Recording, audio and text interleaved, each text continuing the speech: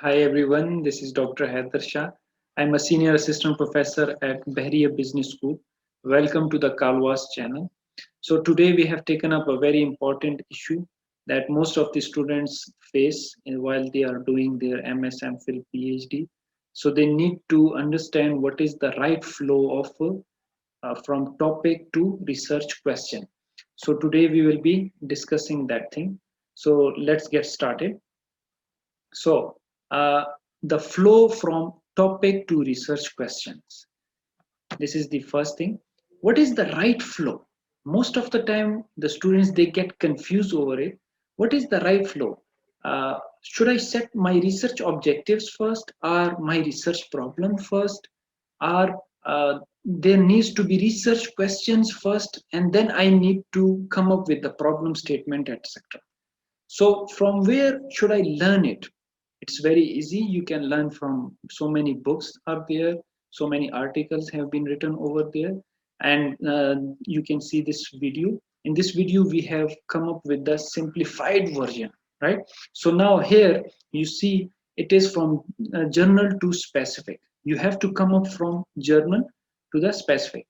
As we discussed in the previous video, that what is the difference between topic and title. If you have not seen that video, I would recommend you to please watch that video so that you get the clear concept of what is topic and title, because we refer to it that topic is a very broad and general area. So you need to understand that first, and then you watch this video. So first we say that topic is what, for example, motivation and employee turnover intention. That is my general topic. So what is the next step in that, so that I could move in a right way? The next step is the research problem. What is the research problem? Research problem is actually the gist of the research. Why you want to conduct any research? You just want to solve any problem, or you come up with the solution for that problem. So we say we conduct any research in order to come up with the solutions for any research problem. So my area is, for example, motivation and employee turnover retention. What would be the research problem or the purpose of the study? That would be to investigate the impact of motivation on employee turnover intentions. And now you see the topic is relevant to my research problem. You see the alignment between them. And then once I identified my research problem, I need to set the research objective, and that must be aligned with my research problem and topic. Now you see here is the similarities of what is the research objective, that is to investigate the impact of motivation on employee turnover and retention.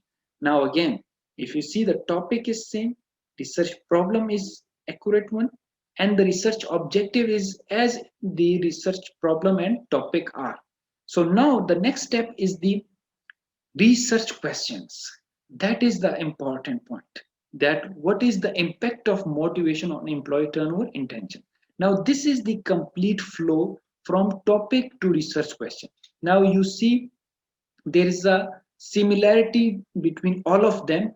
What I wanted to investigate, whether I set my objectives accordingly, whether I ask the question accordingly. Why? Because the research questions will be addressed by hypotheses, and hypotheses are linked to analysis. So again, that is the complete flow.